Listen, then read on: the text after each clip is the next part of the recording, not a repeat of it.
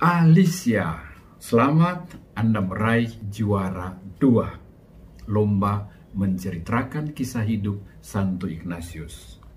Alicia, ya, hal-hal yang positif pada cara berceritamu yaitu kau mampu menjadi pencerita, ya. Dari ungkapan-ungkapanmu bisa jelas kapan kau bercerita, kapan kau berkisah, kapan kau membuat kisah itu lebih hidup seolah-olah aktual, kapan juga kau mengajak, ya. Saya paling suka ketika kau bilang pada zaman dulu.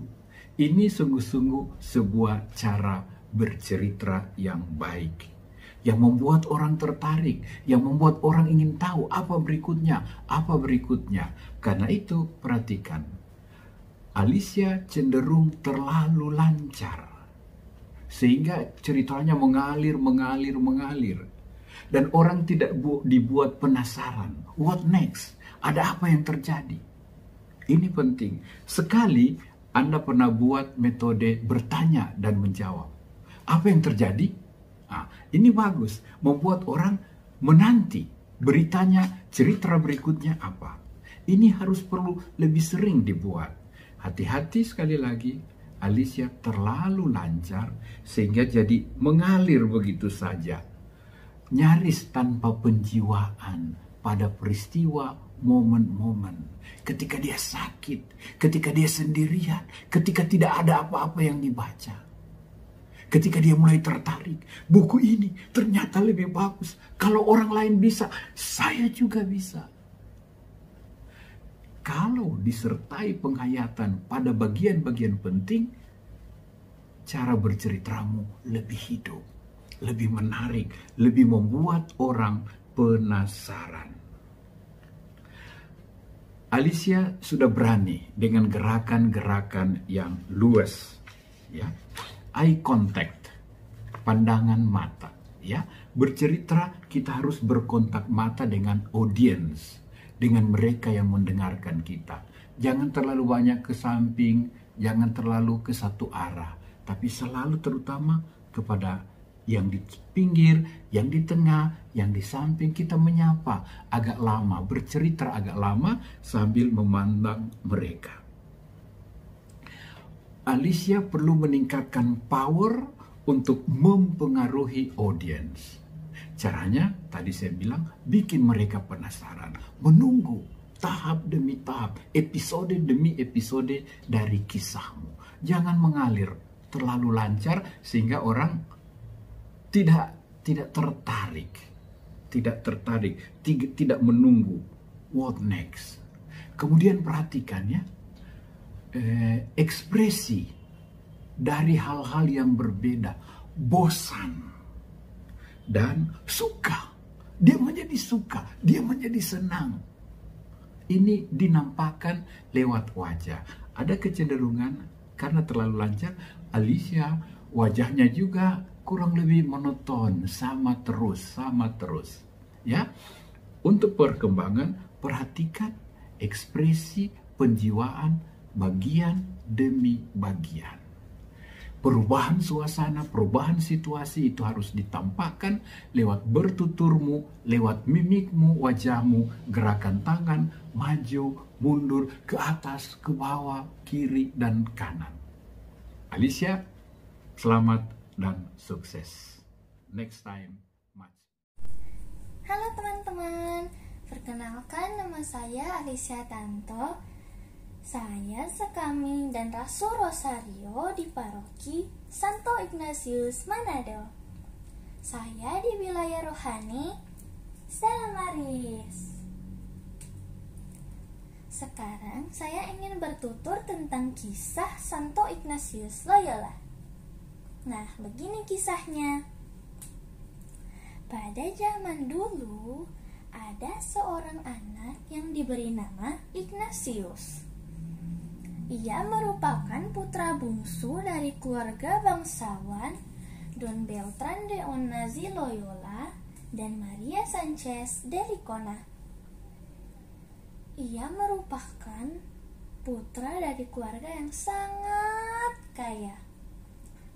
waktu dia masih kecil, dia sudah kirim form mau jadi seorang abdi di istana raja. Di sana ia berangan-angan bahwa pada suatu hari nanti ia akan menjadi seorang kesatria yang hebat dan akan menikahi seorang putri yang cantik. Dan beberapa tahun kemudian, perperangan antara tentara Perancis dan benteng Pamplona. Apa yang terjadi? Ignatius menderita luka parah ketika mempertahankan benteng Pamplona dari serangan tentara Perancis. Nah, sejak itu dia dibawa ke koi benteng Loyola. Dia dirawat di situ hampir 1 tahun. Bayangkan betapa bosannya begitu, Kang. Jadi karena dia bosan, ia meminta buku-buku bacaan untuk dia baca.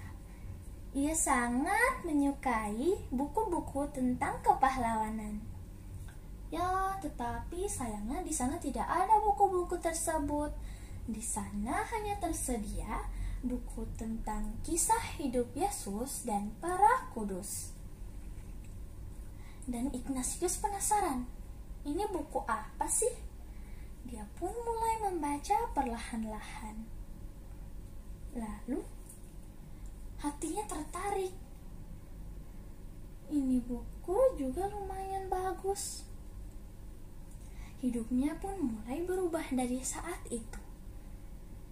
Kekayaan, harta duniawi semua ia lepaskan untuk mengikuti Kristus. Pada saat ini, ia selalu meneladani Kristus dan para kudus. Nah, waktu itu ia berpikir, ia mau membuat serikat Yesus. Nah, tetapi dia tahu dia harus bersekolah sebelum membuat karyanya yang hebat.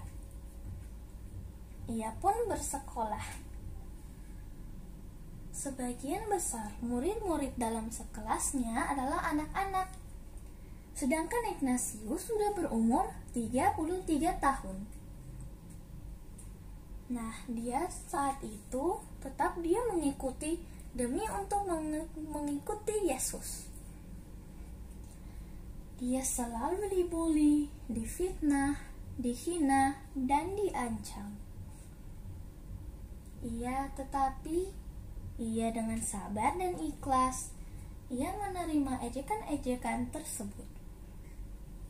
Sejak itu, ia mulai mengajar orang lain untuk berdoa dan melakukan perbuatan-perbuatan baik. Lalu, orang-orang melihatnya sebagai seorang agama sesat. Jadi, Ignatius dipenjarakan untuk sementara waktu. Tapi hal itu tidak menghentikan Ignatius. Ignatius tetap semangat dalam mengikuti Yesus. Lalu, dia sudah lulus di Universitas Paris pada saat dia umur 43 tahun. Ia menjadi imam, ia pun membuat Serikat Yesus. Serikat Yesus secara resmi sudah diakui oleh Paus. Serikat Yesus sudah beranggotakan 1.000 orang. Ignatius seringkali berdoa dalam gua. Ia selalu berdoa, "Ya Tuhan, berilah aku hanya cinta dan rahmat-Mu ya Tuhan. Dengan begitu, aku sudah menjadi kaya dan aku tidak mengharapkan apa-apa lagi." Ignatius wafat di Roma pada tanggal 31 Juli 1556.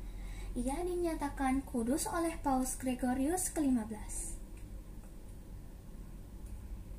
Saya ingat satu cerita. Jadi, dalam cerita tersebut, Ignatius selalu menderita banyak percobaan, tetapi ia tetap semangat dalam mengikuti Yesus. So itu kita ajak pangoni semua, marilah torang sama dengan Ignatius, pantang menyerah, tetap semangat dalam mengikuti Yesus. Jika ada teman-teman yang sudah menjauh dari Kristus, marilah torang ajak kembali pada orang untuk mengikuti Yesus. Semoga ini cerita bermanfaat nih pangoni semua. Terima kasih sudah berperhatian dan et maiorem Dei gloriam. Terima kasih dan sampai jumpa. Dadah. Stay at home, stay safe, stay healthy. Dadah teman-teman, jaga jarak ya.